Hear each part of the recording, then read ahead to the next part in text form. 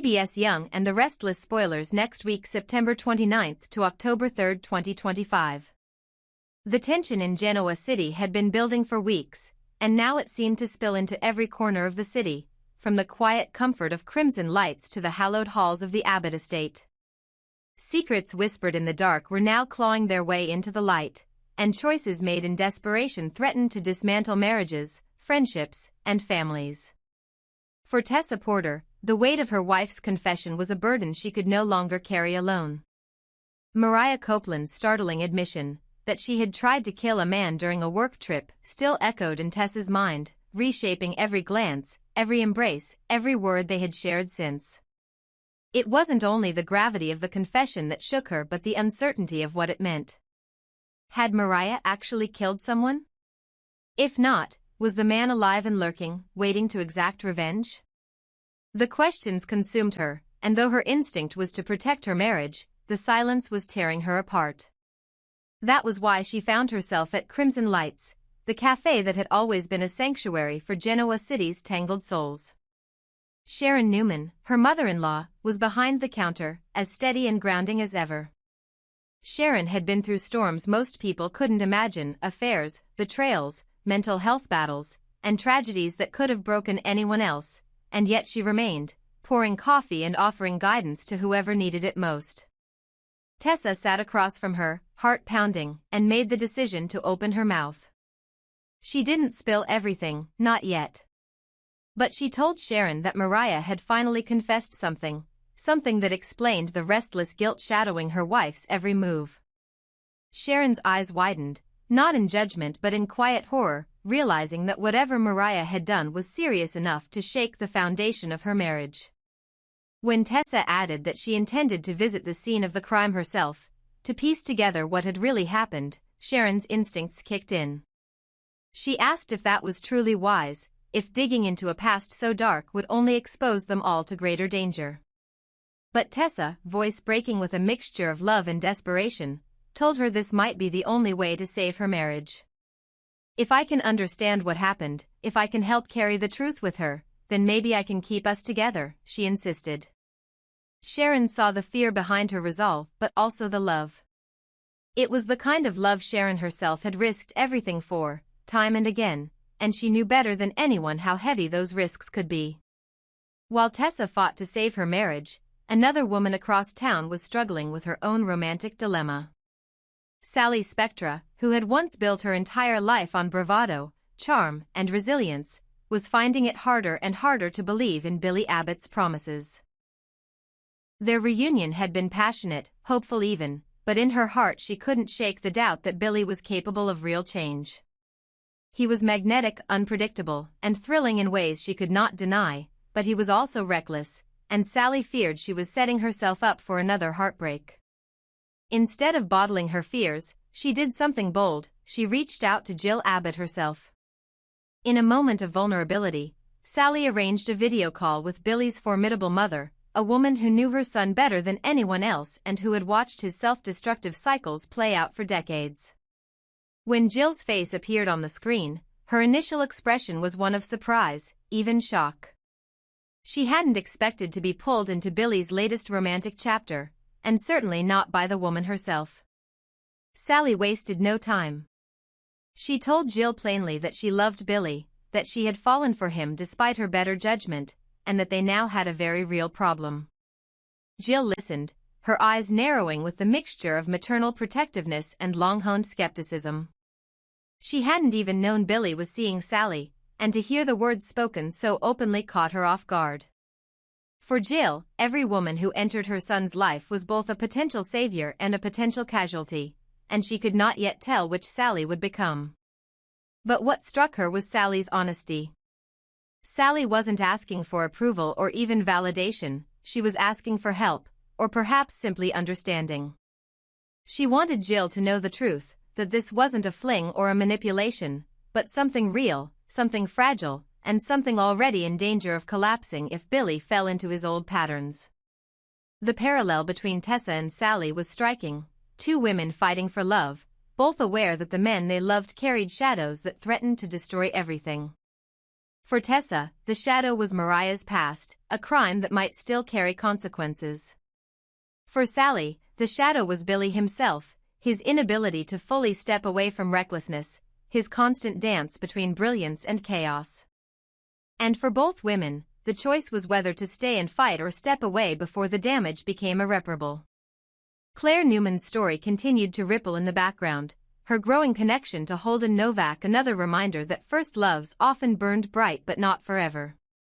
Kyle Abbott's desperation, his lies, and his inability to step back had already driven her to the edge of leaving, and Holden's presence only magnified the contrast.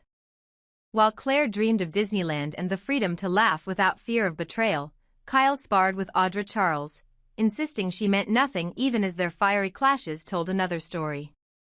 Just as Tessa feared her marriage slipping away and Sally feared her romance crumbling, Claire too was learning that love was never enough when trust was shattered. The city seemed caught in a wave of reckoning, where truth could no longer be hidden and choices had to be made. Sharon worried for her daughter, torn between protecting Mariah and supporting Tessa's determination to uncover the truth. Jill sat stunned after her conversation with Sally, realizing that her son's choices might once again put another woman's heart in jeopardy. And in the shadows, Kane Ashby, Victor Newman, and Jack Abbott continued their corporate maneuvers, oblivious to how the personal lives of those around them were fraying. But in Genoa City, personal and professional were never truly separate. Marriages collapsed, alliances shifted, companies rose and fell, all because of the choices made in moments of fear and vulnerability. As the week unfolded, viewers could see the threads pulling tighter. Would Tessa risk everything to investigate the crime scene, potentially endangering herself, in a desperate attempt to save her marriage to Mariah? Would Sally find unexpected support from Jill, or would Jill's skepticism plant seeds of doubt that Sally couldn't ignore? Would Kyle lose Claire forever, watching her walk away into Holden's arms, while Audra hovered on the edges, ready to reignite the fire he could never resist? The answers remained just out of reach, but one thing was certain: Genoa City was bracing for heartbreak, and no one would escape unscathed. The tension in Genoa City had reached a fever pitch, weaving together personal betrayals and corporate wars in a way that no one could have anticipated. At the heart of it was a woman quietly breaking under the weight of secrets she had not asked for, Lauren Fenmore Baldwin. For years, she had stood by Michael Baldwin through scandals, feuds, and challenges that would have broken weaker marriages. She had forgiven him for prioritizing clients over family, for bending too close to the shadows of men like Victor Newman, for decisions that often placed their marriage second to his sense of duty. But this time was different. The revelation that Michael had been working for Kane Ashby, even if secretly under Victor's orders, was a betrayal that cut to her very core. To Lauren, Kane represented everything dangerous, everything corrosive about Genoa City's underbelly, and to see her husband entangled with him was nearly unthinkable. When Lauren finally sat down with Nikki Newman, the mask slipped. Crimson Lights had always been the place where truths were whispered under the veil of coffee steam, but this confession came with tears. "You know how much I love Michael," Lauren admitted, her eyes shimmering with pain. "But I don't know if I can take any more." The words were not melodramatic but exhausted, the sound of a woman who had given every ounce of loyalty she had and found herself still betrayed. Nikki listened, her own heart heavy, recognizing that the warning signs in Michael and Lauren's marriage mirrored so many cracks in her own long history with Victor. She told Lauren that love sometimes wasn't enough when secrets became poison. Yet Lauren's pain lingered not only in what she knew but in what she suspected. Did Michael take the job with Kane of his own volition, chasing influence, or had Victor manipulated him into playing spy, using their marriage as collateral damage? The possibility that her husband had been living a double life, serving two masters without her knowledge, left her feeling humiliated and deceived. The question gnawed at her: if Michael truly had been working with Kane to watch him for Victor, could she forgive him? The betrayal was not just professional, it was intimate. She had lain beside him, trusted him, believed in his integrity, all while he navigated a dangerous double game that put their family name at risk. Lauren had endured much in her marriage, but this revelation threatened to shatter the foundation entirely. Was she willing to stay married to a man who would risk everything, including her trust, in service of men whose loyalty was always conditional? Or was it time to walk away, reclaim her dignity, and let Michael face the consequences of his compromises alone? The weight of that decision pressed down on her, making her confession to Nikki less a cry for advice and more a whisper of resignation. Meanwhile, across the city, another relationship long defined by betrayal and rivalry was shifting in an equally shocking way. Jack Abbott and Victor Newman had been enemies for decades, their feud leaving scars on families, careers, and even their own souls.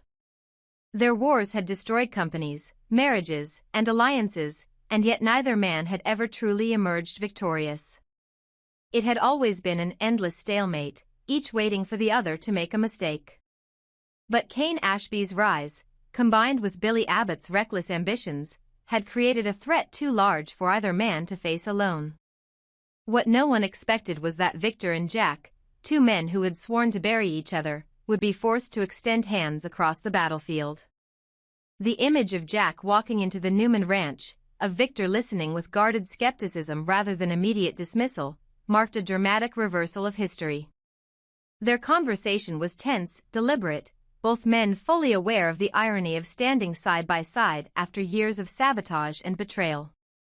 Jack did not soften his words. He told Victor directly that Kane's manipulations and Billy's dangerous choices could unravel everything they had fought to protect.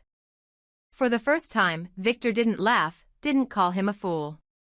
Instead, he admitted in his silence that he too felt the ground shifting under his empire. Kane was not merely ambitious, he was ruthless, and Billy's unpredictability added fuel to an already uncontrollable fire. Alone, each titan might fall. Together, they might stand a chance. Nikki, still reeling from Lauren's confession, couldn't ignore the parallels. Two marriages, hers with Victor, Lauren's with Michael, were being tested by secrets and shifting loyalties. Two enemies, Jack and Victor, were being pushed into an alliance neither wanted. The entire city felt on edge, as though the personal and professional betrayals were converging into one storm that threatened to level everything. For Nikki, the thought that Victor might work alongside Jack was almost as shocking as hearing Lauren's doubts about Michael. It was proof that Genoa City was in uncharted waters, and no one could predict who would survive the tide. For Jack, agreeing to even consider Victor's truce was less about forgiveness and more about survival. He did not trust Victor and likely never would, but he trusted Kane's danger even less. Diane Jenkins and Kyle Abbott both warned him against it, their voices echoing with the caution of history, but Jack knew the stakes were different now. Kane's program, his relentless ambition, had the power to dismantle Jabot, Chancellor, and Newman Enterprises alike. Jack was willing to risk betrayal if it meant protecting his family's legacy. For Victor, the choice was equally bitter. To join forces with Jack meant admitting vulnerability, something he had built a lifetime refusing to do. Yet Kane's defiance, his rejection of Victor's manipulations, had left the Newman patriarch shaken in a way he rarely allowed himself to be. And so, Genoa City braced for fallout on all fronts. Lauren wrestled with whether to end her marriage or fight for it, knowing that Michael's choices had left scars that might never heal. Nikki prepared herself for a future where her husband and her oldest rival might sit at the same table, their alliance as fragile as glass.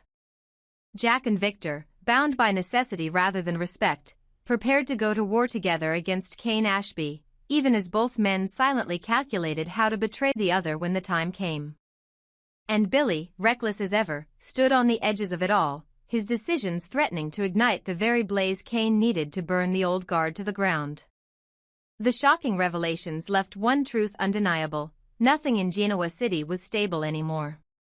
Marriages might collapse, rivalries might twist into alliances, and the very empires that had defined the city for decades might crumble under the weight of ambition and betrayal.